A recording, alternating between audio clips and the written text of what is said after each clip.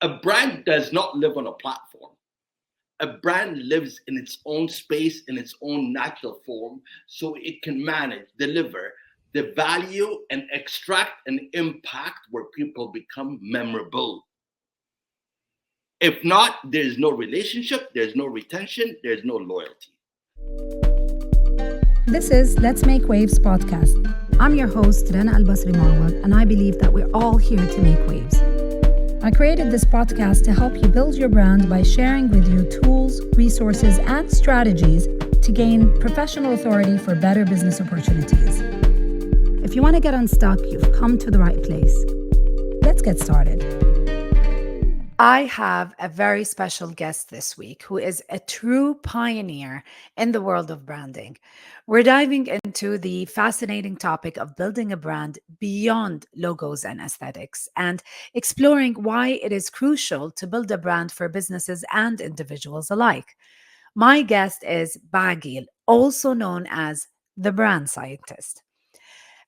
With over 30 years of experience in brand and marketing, Baaghil has dedicated his career to helping businesses and individuals define their brands to achieve relevance and relatability.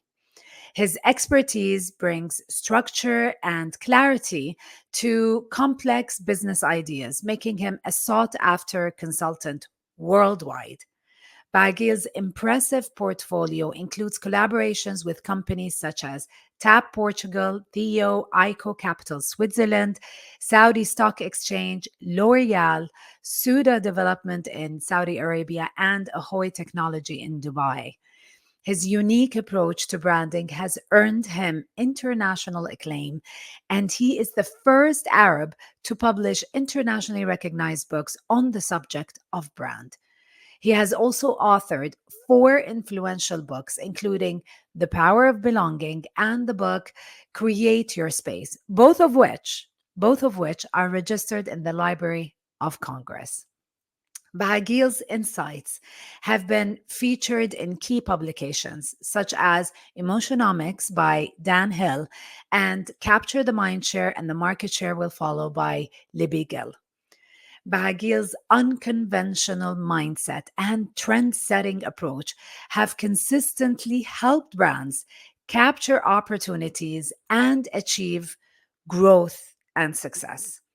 It has been truly an honor to have him on the show today to share his wisdom and insights on building a powerful brand. So, without further ado, I hope you enjoy my conversation with the brand scientist, Baaghil.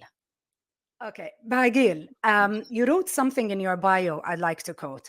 You say that your approach to helping brands capture opportunities is rooted in an unconventional mindset, constantly pushing boundaries and setting trends. What is this unconventional mindset when it comes to today's market and global landscape? What do you mean by that? First of all, Rena, thank you for having me. Um, It's a pleasure. I like It's to my honor. stress, yeah, I like to stress on how cluttered the market is today, whether if it's personal brand or organizational brand. Mhm, We lack authenticity, mhm, and it's not about only about unconventional. Things became unconventional because we lack the authenticity and we lack the transparency. We lack the truth. And brand is all about authenticity. It's a natural form. It's not something that you're able to stage. The reason and the purpose of brand for organization is to humanize them. So how mhm. do you humanize an organization if it's not in its own natural form? Because first thing is, and we're going to talk about brand. We're going to talk about a promise the brand makes. Yes. The brand promise is not born in a creative department or is not born at an advertising agency. It's born in the value chain. That is where the reality happens. Now, when we talk about the customer journey, if the value chain is not intact properly, to the little details which impacts the supply chain, then the customer journey completely fails on the promise. So here is the biggest question. If I'm building a value chain for an organization, am I going to be realistic on what I'm capable to do as my core capabilities versus our support capabilities. I think take Zara for an example. Mhm. Zara, people think it's a fast fashion company. Actually, it's not. It's the best the best value chain, supply chain company in the world. It Uh, provides for you fast fashion, 100%. You wear it 5, 6 times and you throw it away. yeah, exactly. Isn't that the brand promise? Like the way people see Zara, for example, to stay with that example, isn't that part of the brand promise? So No, no. actually, I love what you just said. So when we're going to talk about value chain, how powerful Zara is in value chain and supply chain, that within 21 days, they're able to design, manufacturing, and reach to their stores. 21 days. Now, if we're going to talk about that, the what is the promise that Zara brings to the table? Is it fashion? No. A lot of the fashions that Zara comes out is an existing fashion. Yeah. It's basically accessibility. The Mhm. point that you're able to afford something you're not able to afford somewhere else, and it's in and with an average quality and an average price, and you're able to wear it 6, 7 times and throw it away, that has to be within the accessibility experience. That's brilliant. And that is probably why a lot of people recognize Zara, the promise of Zara, of you being fashionable and you can get it immediately the minute the style comes out on the in fashion shows. This is the brand promise. Absolutely. What other elements should there be so that a company has built a very healthy brand in addition to the promise? What do you think are? Oh, no, the promise is one of the basic. I Mhm. mean, first, let's go back to the definition. And as you saw Yes, please. previously in my post on LinkedIn, there is this misconception of what brand is. Yes, yes. And there's a lot of information out there, but the misconception is still around. Yes, Why a is lot that? of yes, a lot of people call it branding strategy, and sometimes I laugh. I laugh at experts on LinkedIn, and they call it branding strategy. Well, first, there's nothing called branding strategy; it's called brand strategy. Correct. Yeah. Second, branding is what you do every single second. Let me give you a perfect example. Um, Rana, look at me. I'm wearing a cap. It says my name on it. Yes, It has that's your my brand. profession here as a brand scientist, That's and correct. everything that comes out of my mouth this second, apart from the look and feel, I'm actually branding myself. Now, this happens with me by default because I've been doing it for so many years. That's Now, right. brand on the other side, which is a strategy, it is the idea of Baaghil with distinctive values. Now, that idea to come true, you need branding, and that branding needs to be extremely consistent. Hmm. So you cannot come down the line 6 months later and come up with a different campaign, and then another creative agency, you fired this one, you brought another one, and they come up with a different idea because you don't understand brand. You go ahead and approve it. This is a catastrophe because brand, again, when we talk about authenticity, it's supported by consistency. Hmm. I agree with you. And I like the way you've personalized it, because so much of what you say, there is an overlap between, I mean, in terms of definition for people to understand it better, when you're talking about you as a brand, from the outside, the inside, the promise and everything. It's also, we kind of can say the same thing when it comes to a company. Even if the company has existed for a long time, the process of always going back into the cycle of making sure, the research, making sure that the consumer still understands the brand the way it is. How can we humanize it even more? And am I with you in the right direction? Is that? Absolutely. Absolutely. I mean, there's no difference between what a personal brand is and an organizational. The process is the same, and the application is the same. It might sound a bit less by perception the power of the personal brand versus the organizational, which Mhm. I disagree because they're both as powerful. Today, if if you're a founder of an organization and your voice is not out there in this era of digital world and AI, nobody can relate to you. At the end of the day, we need to talk to humans. We need to relate. So the most powerful word, and this comes the word called relatability. I can relate to AI, but if I think about Chat GPT, I need to know who the people are behind it, or Yeah. else I'm going to lose it. Yeah. And So, you yeah, let go me give on. you an example. There's a lot of AI apps right now. AI is able to do this. For example, the English language, sorry, the language apps that exist today. The other day, I saw one of the platforms introducing an AI speaking that is able to teach me Spanish, French, or whatever language I wanted, Mm. versus Preplay, which they offer actual human beings. Now, here it's not about connectivity; it's about relatability. So Yes. there's a balance between my emotional attribute and my functional attribute. Logically, this one is cheaper, yes, but I cannot relate to. Oh, So happens a mental pause.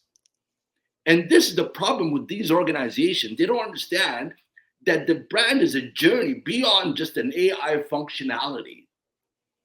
So today, AI functionality, eventually, if it's not humanized, is just a function for $5. mm, I agree. I Like the other agree. day, somebody asked me, "Do you think AI is going to replace my job?" I said, "Lucky enough, I work in the brand space, which is 90% emotions. AI cannot be emotional." Yeah, it's very factual. It can get things done. But Absolutely. yeah, but here's the thing. I mean, sometimes when people ask me, will AI replace me? I really think we're at a time now where it's like, when the birth of the internet, will the internet do this? Will the internet take away, our jobs and everything? It's like, I think a lot of people who embrace AI and kind of work with AI, these are the people that are not going to lose their jobs, and of course the human element to it. But that's that's me. No, but here I wrote an article. As you know, I'm a brand consultant and futurist. Yes. I wrote an article where it said by 2028, what I'm doing today, I'm not going to do, which Okay. is the strategies. Yeah. AI would do the strategies. So I'm going to be called in by 2028. Instead of working for 8 hours, I'm probably going to end up working for 2 hours. So I'm going to be called in for 30 minutes to validate what AI came in, because it's called confirmation, human confirmation. Yeah. Now, to reach to that human confirmation, I need to be a brand, Yes. or else nobody's going to come to me. That's one. The second part, once I do the human confirmation, my price offered in 2024 versus my price offering in 2028 is going to be 6, 7 times more. Exactly. Exactly. That's why I encourage any soft skills today. If you think it's about your skills, forget it. It's No. about your behavior, forget it. If you're not brand, you're out. Oh my God. On that note, because now I think it's the right time to segue more into personal brand. And I really think that this is a topic we can't talk about enough. You said something on LinkedIn, actually. You wrote this on LinkedIn regarding personal brand. You said, in today's world, personality sells because it's not just about what you offer, but how you make people feel. That truly resonates and drives lasting connection. Work on your personal brand, or else you will face stagnation, which kind of complements something that you've just said. So, what is this lack of understanding specifically when it comes to personal brand? When I mean, now that we're talking, it's just common sense. You know what I mean? Like, it's something that we have known since ages, that this is something important. Even before all of this technology and the AI, you would buy from the grocery shop because you know the person and he earned your trust and there's a relationship. Or you went to a certain doctor because of, not only because of his expertise, of course he's qualified, but also because of his personality and because of his name and his reputation and his image. Why today, when there is the process of building a personal brand is on a bigger scale, you can go global building a personal brand, but still there's a lot of apprehension? I don't know. What do you think? Well, this is a very interesting question. So I'm going to take you back to a bit of history. In 2007, when personal brand was not known, I started that. I started out of a pain to build my brand, and I've been consistent since then. Now, the second part is 3 years ago, we've launched our personal brand program. Mhm. The sort of clients that come to us versus what comes to us today is a lot different. In the beginning, people were coming to stage themselves. It's all about popularity, look and feel. And I need followers. I need all that. All the superficial side. Mm. Then we realized that there's a clear problem here, which is the misconception of what personal brand is, which delivers the value. Now, a lot of people that go into the personal brand program, they don't understand what is the value and what is the benefit, short term, midterm, and long term. So we adjusted our program from just a 3 weeks to a month program to 1 year because we want to take the person on a journey and coach them to climb up the ladder and thrive. Now, the problem is, I want to be politically correct, and Feel free to say. Yeah. The problem is that this $5 peddlers that go on LinkedIn and other social medias and trying to sell personal brand program as something as of profile, colors, great picture, and so forth. For example, there's few that sell personal brand program on LinkedIn. Mm-hmm. Now, here's my challenge. They call it personal branding, but I corrected one of them inbox and he blocked me, which is absolutely fine with me. Because it really bothers me that when the terminologies are not used correctly. Exactly. What's in the program if the terminology is wrong, like the title is wrong? Exactly. Imagine what are you going to get for it. So I see them, it says, building your personal brand on LinkedIn. How is that different from off LinkedIn? Yes. Or Instagram. Or Facebook. You know what I mean? So I laugh. I'm like, okay, so if you're going to help me build the personal brand on LinkedIn. So the platform itself has positioned itself like network, career, recruitment, and so forth. And the other one is positioned itself as entertainment. Mm-hmm. Are you trying to tell me I'm going to be a different person on Instagram and Snapchat? And then when I go on X, formerly known Twitter, I'm going to be a news anchor, chatbot. Well, on LinkedIn, I'm going to act professional. There's 5-6 different personalities you have to navigate. Crazy. So where is the authenticity here? It doesn't. I don't care if you tell me. A brand does not live on a platform. A brand lives in its own space, in its own natural form, so it can manage, deliver the value and extract an impact where people become memorable. If not, there's no relationship, there's no retention, there's no loyalty. Agree. I love that. And I'm so happy that you kind of address the elephant in the room. And that is the, other than, I think, a lot of the misconception is because people mix the brand with the logo and, the look and feel and how do I look in pictures and what are my colors with the context and content. The content in terms of, who you are, what do you do, the values that you embrace, the authentic voice that you have, are these the main elements that people need to really think about when it comes to personal brand before step 10, which is the colors, the colors, the logo, the signature, the etc. Do you see that? I think the same applies for organizations too. Mm-hmm. I mean, we've seen many case studies across the past 2 years, from big companies in America to an airlines in the Middle East. So everything in personal brand and organization is also aesthetic. It lacks the science of brand. Now, when we talk about the science of brand right now, we talk about the values. How do you craft values? And how do you create a benefit from those values?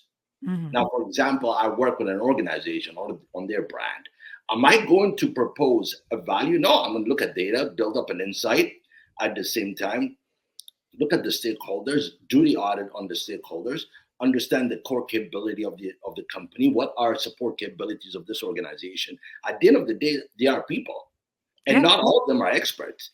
So you can go to a company where the leadership is powerful and the one at the bottom is below average. So how are you going to build a brand? Well, he's one of the touch points. Correct. Exactly. So exactly. So when we build a brand, we need to look at the natural form of the organization, both on vision, mission, and purpose, at the same, which is the business strategy. At the same time, we need to look at the human capability within the organization and the enablement of technology. And that comes from the prime from the prime channels and the support channels. So when it comes, let me give you an example. If it's an FMCG, and we're going to talk about the prime activities. So in FMCG, if you're in manufacturers, inbound is all the raw materials, then goes into production, and then outbound, then marketing and sales, then support. These are the value chain. These are the prime. Now the support is technology, HR, finance, and so forth. If all this space does not work properly within seconds like Apple does, there's no brand. There's no brand, yeah. Absolutely, because the promise comes from there. That's where the promise comes in. So what do I do usually? I work based on what is this organization as people and idea are capable to do, and based on their core capabilities and their network of stakeholders, both internal and external, that are able to support them to deliver their value, I build the brand around that. But the idea that I go and say, oh yeah, you know what? How about this promise? You're the number one quality in the world. There's nothing like you. You know what I mean? This is elevating what brand is not to something we would call the propagated claim, which is a false claim. Yes. Now, when you have a false claim, and then the customer or the client or the user goes through an experience with you, you didn't fail. You basically impacted a negative perception that you cannot change unless you change the name of the organization and everything else, which is far more it takes time. Yes, absolutely. And a long term, because the impression has already been imprinted. Now, Baaghil, I really like you've said that, and it kind of breaks down everything when it comes to an organization. And you've just mentioned minutes ago that your program, the personal brand program, started weeks and then a month, and then you've extended it for a year.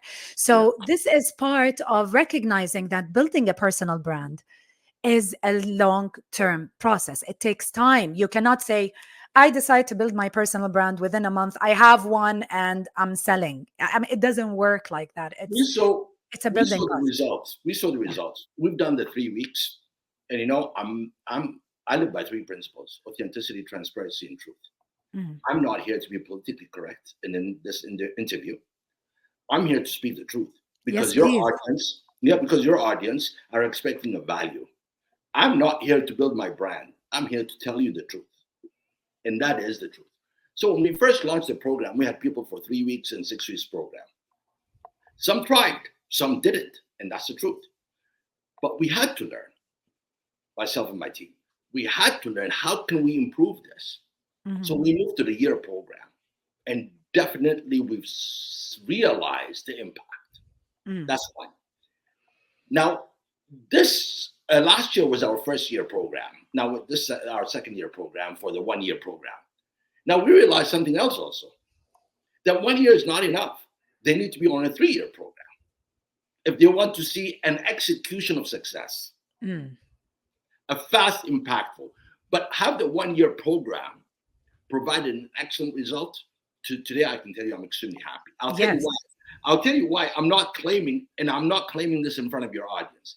But I can give you an example. When people apply to our personal brand program, do you know what we do, Rena? Tell me.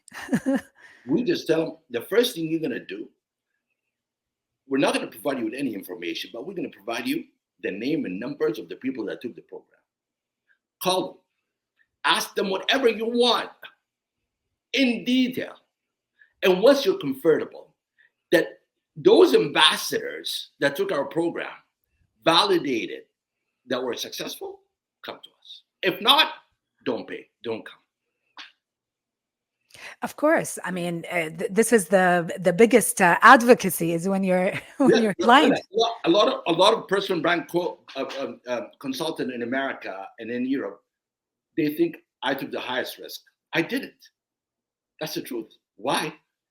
What's the use of doing a program and taking people's money and you're not able to enable them? Let me add one more thing. Personal brand is not just about values. It's about leadership. Yes, I'm happy you were talking about leadership, because today when people are intentionally building their personal brand, a lot of the elements that comes in the process, of building that brand over the course of time, is about thought leadership. But I think that so many think that thought leadership is, I need to be X amount of years experience in my field. I need to have written and published books. I need to, X, Y, and Z. There's this image of what a thought leader should look like. But like we both know that, someone who could be fresh into his career or her career can actually start building their thought leadership um, traits. Is that something that I agree. you?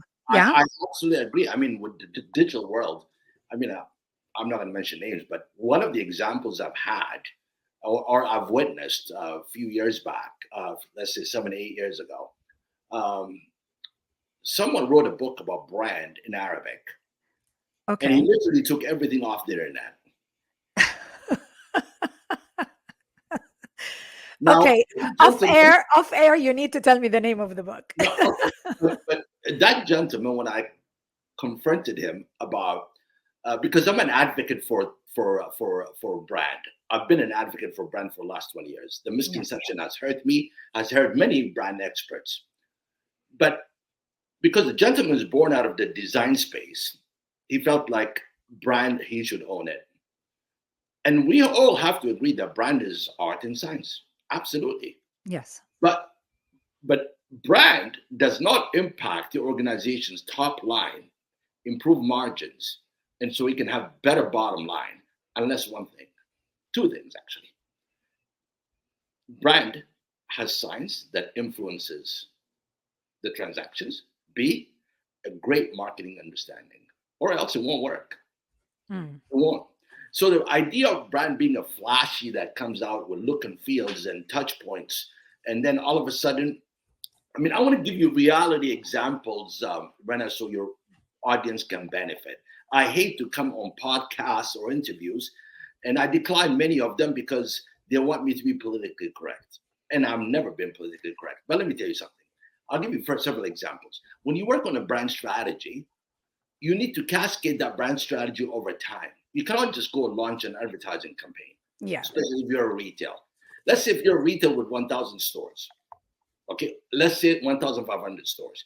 The first thing you do is you call an agency, one of the top agencies in the world, Leo Burnett, JWT, and so forth. You sign a contract.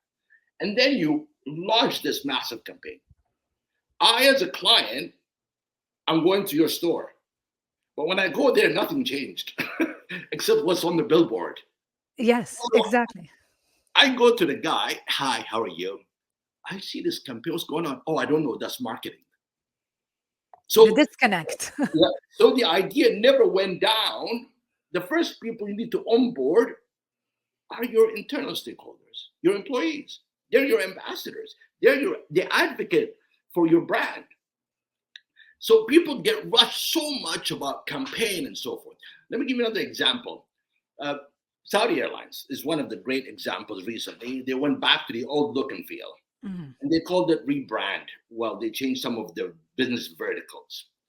It is somewhat a rebrand, but it's not. It's a repositioning. Why? Why? The name remains the same. It's Saudi called Arabia. Saudi. Yeah. So you didn't change the name. The name is actually an influential to the attributes. So we didn't change that. So why is it repositioning? Because they changed a lot of stuff, and I like some of the stuff they changed. But where is the challenge? The challenge is, why did you throw all these campaigns out with your promise, and yet there's a lot of things inside haven't changed? And that's where we talk about authenticity. So if I want my brand to be real, I'm going to slow down, make sure the value chain works, make sure the customer journey works, perfection. Then I'm going to go out and announce. Or else, when the client or the user or the customer goes through the journey, I'm only leaving him with a negative impact. For every customer or client gets a negative impact, you lose 20 more. So that becomes a population of negative advocates. So what did you do? you failed. Yeah, you shot yourself in the foot. The way Yeah. brand has been applied, moving from authenticity to advertising claims and celebrating the short term over the long term. This is not brand. This is not brand strategy. Has nothing to do with brand. This is actually what it is. I'm going to tell you. It's called trade marketing plus advertising. Best. That's it. Exactly. That's it.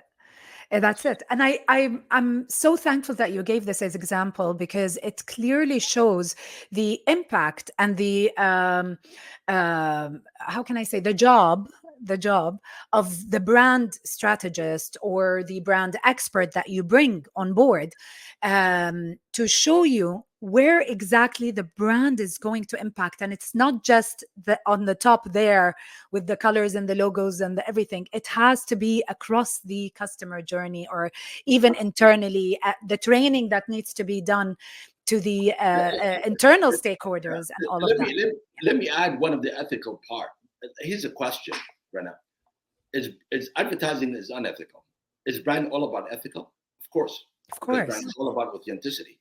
So here, Rena, I take your money, and you see a billboard. I promise you the world, and yet I took your money and you went through. What I did, two things: I've touched your feelings, I hurt you, I lied to you, and then I'm doing the same to other people. So the purpose of brand in the beginning is to remove yourself from transactional to humanization. Mm. You know what I mean? Let me take you back. In the 70s, we used to import, export product and manufacture product and distribution, a marketing mix. I mean, I'm a graduate in marketing mix, purely marketing. What sort of relationship did the customer have with the company? Nothing. It was purely transactional. It was, Pay, yeah. get your product, go back, you have complaints, I'll fix them. That's it. So when brand was introduced in the mid 90s with Nike, which Nike mastered it, it was about humanizing the organization, creating a greater purpose so that organization is able to build up communities and build a relationship where there's retention and loyalty, because that's how you improve the top line sales, margins, and so forth.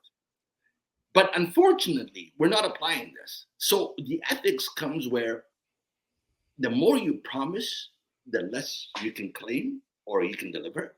And the best thing to do is promise what you can in your reach, that in your hardest time, when you're at the bottom, you're able to deliver the value. Even when your suppliers is shut down and they cannot reach you or you cannot reach them, but you still can deliver that value in the hardest time. That is brand authenticity. That is what brand is. Not this propagated thing. So I'm the best. I am this. I get an influencer from Twitter. Oh, ha, ha, ha. And I have 50,000 people laughing at it, clicking like, and shares. All the superficial things has nothing to do with brand. Yes, I agree. And sometimes it doesn't even affect the bottom line. At all. Yeah. I mean, let me give you another example, sorry, about a person, which also the personal brand. Yes, You have please. a lot of influencers Yep. on Twitter. A lot of them are subject matter experts. So is on LinkedIn. So is on Instagram. There's a clear difference between a creator and an influencer. Correct. Yeah, I agree. I'm not an influencer. I'm a creator. I create my own content. I create my own strategies, my way of thinking on brand. Now, what's the difference between this is, Brenna, this is amazing. Listen to this. If I invite a creator to come on stage and speak, I'll pay him 20 times more than I'll pay the influencer who's on Twitter who has 550,000 people. Why? Because the influencer is using somebody else's content and sharing it, adding a bit of his thought, but he cannot create. He's adding on what is created. Now the creator is able to take me the whole entire journey, whether it's futuristic or present, and able to impact so much values that I can be very overwhelmed. Then he's memorable. I can never forget him. Every next time he publishes a book, I'll be the first one to pick the book. He's on podcast, I'll go listen. But the influencer, mental pause, goes back on Twitter, shares something else, adds on it. This is the distinctive between a creator and influencer. Now, when we talk about personal brand, a creator is powerful personal brand. Yes. The Am I saying that the influencer is not a personal brand? Well, if the content is this is beautiful. If the content is consistent, he's building his reputation on that content, but he's not a brand. But he's not a brand. I totally agree. I totally agree. And funny enough, that content creator will influence people around them in the sense that is their impact through their content, through their Absolutely. context, Absolutely. will help people maybe to move the needle in their business or Absolutely. change a certain mindset or whatever. So I know of a media person who has thousands, 100, 500, 1 million followers on Twitter. And I know another guy. He's a subject matter expert within my space. He's from abroad and powerful. The two were invited to speak, and I was one of the speakers. And they selected me to be the keynote speaker and him to be the keynote speaker, but not her, because she's not a subject matter expert and she doesn't create her content. Her argument was, do you know how many followers I have on Twitter? And look at them. So she came up to me and she said, can I see your Twitter account? I said, oh, back then I didn't have a Twitter. I said, no, I don't have a Twitter. I have LinkedIn. So she goes, how many followers do you have on LinkedIn? Back then I had 20,000. 20,000. I told her maybe 20,000 and 10% are engaging. The other 90% don't like me probably, but they follow me. So she goes, but why are you a keynote speaker? I said, oh, not because I create content, but I can tell you why if you want. And then she goes, tell me. A, if I don't have relevance, I'm not a brand. So if you're asking me why, I probably impacted them to get me on stage and pay me. Apart from the keynote, you should ask. Don't ask me, but ask the other guy if you want. How much they paid him and how much you got paid. You will see the worth both on monetary and also the value why you're not a keynote speaker. Then she realized that the truth is not about followers on Twitter. It's about her creating a value. And what she does is promote somebody else's value. yeah. And that's why influencers, for me, when we talk about advertising, when we talk about companies using influencers, a lot of companies use influencers. Yes, and their marketing, the influencer marketing. And their marketing and so forth. You know the risk. If any of this influencers, anything goes wrong, who gets hurt? It will impact the brand, of course, but it's not as bad as being a brand ambassador. That's even more catastrophic. Yeah, but still, they're brand ambassadors. I'll tell you why. Because they're using the values that this company created in their name. That makes Absolutely. sense. Whether you call them an influencer or not, at the end of the day, they're brand ambassadors. They're the voice of the brand. So anything goes wrong. Then their action offline and online would definitely remind them of the brand that they influenced. So we need to manage perspectives and understand the value we bring and how we do it. So in a nutshell, Rana, the idea of influencers or advertising and so forth kills the authenticity. I believe in organic growth, and I've done it with many companies. You need to be patient for sure. It is, yeah. It's a long road. On Yeah. the note of influencers and social media, today the way things are, social media is a great tool for people to build their, utilize while building their personal brand. I mean, they get connected everywhere.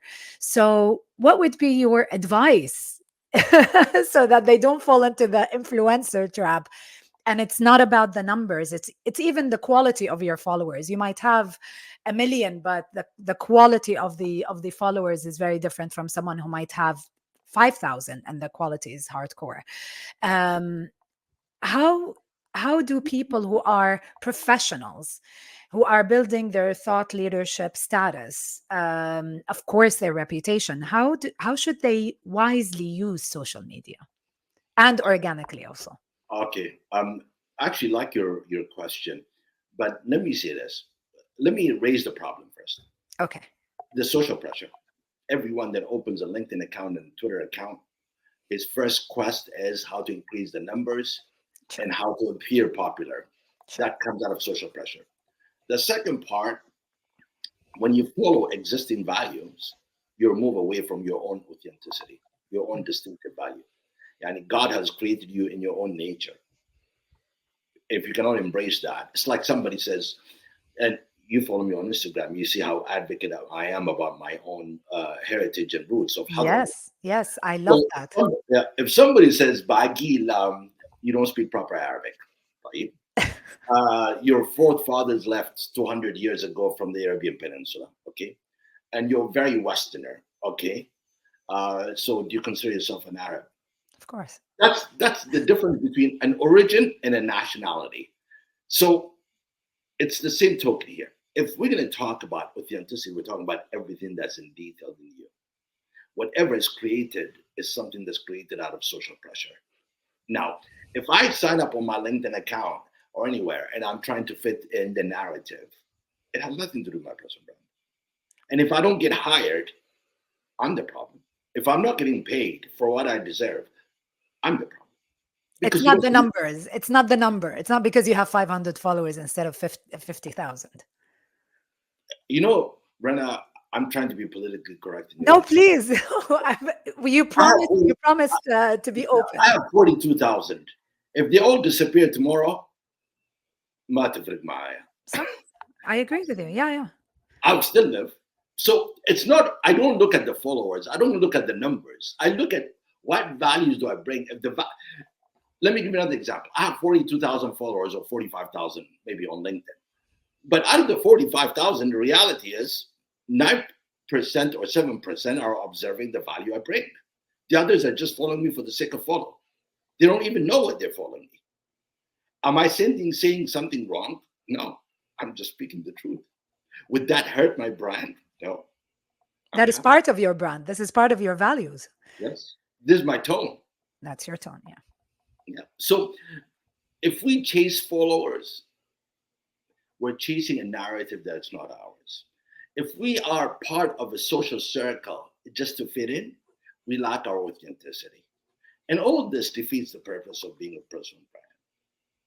It's like, one time in 2012, I was speaking in Paris. One of the Arab nationals came up to me and goes, "Your name is not going to sell." I'm like, "Oh, really?" "Yeah, maybe you want to change it to Saido, Sam, make it and get the last name turned around to Bag or whatever you want to call it." And I said, "Why would I do that?" He goes, "Well, so you can fit in because you have great value." I completely refused. And I stuck to my name, Baaghil, right here. Why? Because I want to move away from who I am. And I love who I am. I love my roots. I love my identity as Hadrami or as an Arab. I love where I came from. I'm thankful to God that I am part of this space and so forth, even if there's negative or positive. Just like an Irish guy who's proud of his own Irish and then he speaks about it loudly. I speak loudly of my own heritage, roots, and so forth. But to change my name to fit the narrative or call myself Adam or Michael because I'm in the West and I'm consulting, so I'm able to be invited on stage to speak, I don't know how I can sleep at night. Yeah, I agree with you. Apart from sleeping at night, can I tell you something? Yes, please. Imagine if my own son comes in there and says, "Hey, Dad, can I call you Michael?" Damaging. I mean, no offense to anybody called Mike. It was just as an example. No. I respect everyone, but I'm just saying I would not change my name and my authenticity to fit the narrative. Guess what? I don't care. Yeah. And this is also, I mean, it's a great, I love what you said, because that also answers of not falling into the trap, because we were talking about social media and its importance for building a personal brand for professionals. It's also that you will have that kind of pressure, not only in terms of follower count, but they might, ask you to do certain changes or to take values that may be irrelevant for you or not within, does not represent you, just so that you can sell, right? Yeah, absolutely. I refuse to get paid so I can fit the narrative. I've had clients where I told them, I'm sorry, I cannot help you. Why? Because they need me for the wrong reasons. Look, I will work with any client that has a dream that wants to make an impact globally. I would give my life to it. But I'm not going to work with a client who wants a simple tweak because he wants to get popularity and superficial stuff. I don't do that stuff. There's plenty ad agencies, branding agencies, little studios in the corner that can do this stuff. Yeah, the hole in the wall. Okay. I have a couple of more questions. I want to make so much of this time. So No problem. I was, I don't know if you've read the Daniel Priestley's book, Key Persons of Influence. One of the many things that he mentioned, and you mentioned it as well, is the importance of really part of the journey of building your personal brand is actually understanding where you're going, where are you now, and how do you need to build yourself in terms of learning new skills, maybe getting whatever you need to get, connecting with the right people, and so on. One of the factors also he mentioned is content creation and the importance of content creation, publishing a book, and having a voice.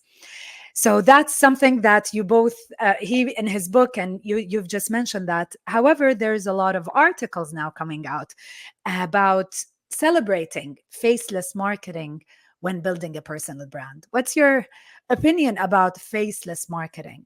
For the people who are shy, I mean, nobody's comfortable on camera, but Well, faceless marketing. faceless is absolutely fine. I'll tell you something. Let me give you an example.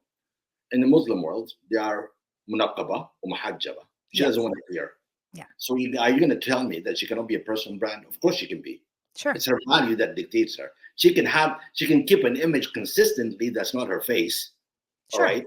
But she'll become the point of reference. She can be a powerhouse.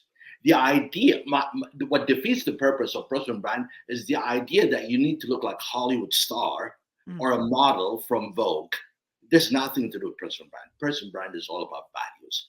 If there's a lady and anywhere in the world decided that, listen, I don't want a face, but I want to deliver a value, absolutely fine. I'm actually working with several right now, absolutely no zero face. They don't want to appear, which they said, Baaghil, do you mind? I said, no, very happy. Yeah, I want to not challenge that, but I want to tell you what I think. I actually wrote about this in LinkedIn, and I said, faceless marketing has been there forever. It's not something new. And yes, a lot of people, especially, content creators on social media, they're really enjoying doing faceless kind of content, and it works and it's great. So this is something that, yeah, I agree with you. It does not affect while you're building your personal brand. However, one of the strategies that you will have, and especially in your content strategy, is publicity. So depending on faceless marketing, 100% might be challenging in the different verticals of marketing that you'll be Absolutely. using. So at one point, they need to see the human. This is what I absolutely agree with you, but I also have an answer to that, if you allow me. Yes, please. It's all about target audience. I agree. Yeah. For example, if I'm faceless and I'm addressing the West, they might challenge me, and I'll be pressured. Oh yes, the cultural norms are very a huge player. Very important role. Yeah. But if I'm in Saudi Arabia, face doesn't matter as long as if my name is Amal El Ghamdi, for example, in Saudi, and I don't have a face, it's fine. That's fine. I agree with you. And I did write that in my article. Yeah. It depends on our target audience, But I like Rena what you said, because it also applies to names. Your name is Rena and you live in Canada. Yeah. My name is Baaghil. I live in the West, and every time somebody tries to pronounce my name, Baaghil. I love how the West pronounces my name. But what brings me on stage is not my name. Like somebody said, I should call myself Michael or Sam. What brings me on stage to speak in Istanbul, London, or anywhere else in the world, it's my values. It's what I write and how I discuss. I challenge, and people think, Rena, I challenge brands in the Middle East. No, I challenge brands everywhere. I challenge even brand experts Yes, on I LinkedIn. agree to that. I challenge them. Let me mention one thing. In 2015, oh no, sorry, 2012, 11, sorry, I was invited to be part of Daniel's book, Emotionomics. Great guy. Um, when he asked me to be part of the book and praise the book with Faith Popcorn, Martin Lindstrom, and so forth, and I asked him why me. He goes, I'm flying from Singapore to New York, and I stopped by in Dubai and picked up this magazine called Golf Marketing Review, and I just love your art. You nailed it.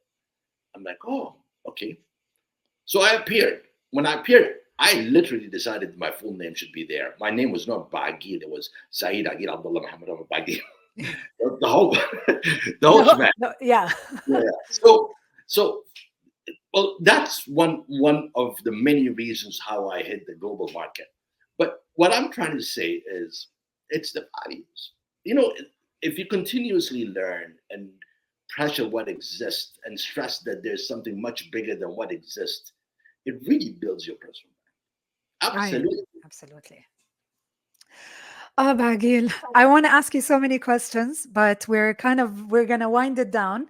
Sure. I have a question that I would love to close with Please. this, and I put it down here.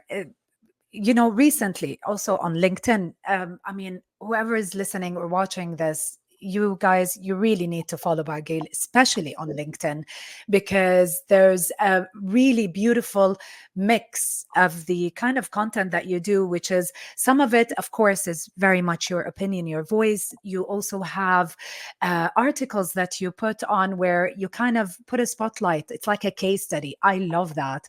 And of course, the content that you put on the fly where you're traveling and you catch different things. So on LinkedIn, you published this is during your trip to New York after Mm. attending the brand council committee you were on. Yes. You wrote, "The future is bright. If we cannot create value, we cannot evolve. Remember, everything is worth the value." And this is like I mean, I'm gonna, while editing this, I'm sure I'm gonna put a count on how many times you said value, and you kind of integrated the word, the meaning, the essence, and everything that we've talked about during our chat today. So I'd like to end with this in terms of your final words to our community and listeners. What is the importance of creating value, being of value as a personal brand, and networking and being around a community or creating a community that is of value? I mean, how do you see that? Look, let me say this. Back in 2008, I would wear a suit with a cufflink. Yeah. It was in. I drove all type of luxury cars, Mm, but I wasn't doing it for me. I was doing it because it's to fit in, so I can do business. So basically, I was adapting people's values, not mine. In 2007, when I realized something is wrong, absolutely, and I'm not standing for what I truly believe in, I decided to go on a journey. It was to Hong Kong. I didn't work for 6 months, but I was searching how can I build my name. And the pressure that came from building my name was that because prior to 2007, everything I created, business owners will put their name on it rather than my name. So I felt intellectually robbed, mm, which is my core business. So going on that journey, I found one thing which is so true, that the value. It's all about delivering value, even in your life, even in relationships, even with your kids, with anyone. It's all about delivering your values. And if you don't understand what these values are and how they benefit society, you cannot impact, you cannot create leadership, you cannot create a brand. The second part also is, if you're authentic, value comes from authenticity. The mother of values is authenticity. Let me give you an example. If I adapt to values because I'm living in a certain area, And if I don't adopt those values, I'll be lonely. I'd rather be lonely. Why would I adopt somebody else's value and live by them? How long do I have left in this world? I want my name to be there too. I want to get the deeds. You know what I mean? Yeah. Why would I go? Why would I work on somebody else's values and they get the deeds while I'm being their advocate and I cannot create my own values to get the deeds? The third and far most important for me is that it's called giving. Now, giving, a lot of people are telling me on LinkedIn, they send me an inbox, oh my God, the stuff you share, a consultant would not share them. But I have a secret to tell you. The more I share, the more I give, a lot I get. A lot I get. And I've seen it. I've seen it materialize in front of my face. Whether if it's on LinkedIn, whether if I'm walking on the street and I see somebody who needs my help, whether if I hug a poor guy or a rich guy, whatever it is, as long as you give, you're going to get. And you know what? More people will tell you, oh, but if you go against the political narrative or whatever exists narrative, you're going to be all alone. There's nothing called loneliness. You know why? Because each of us, out of our own fabric, we have our own community, but we never realize them. Mm.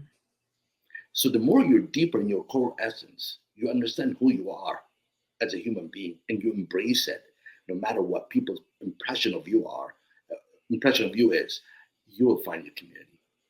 My core essence, Rena, is eccentric by nature, and I will not change it. I'm happy with it.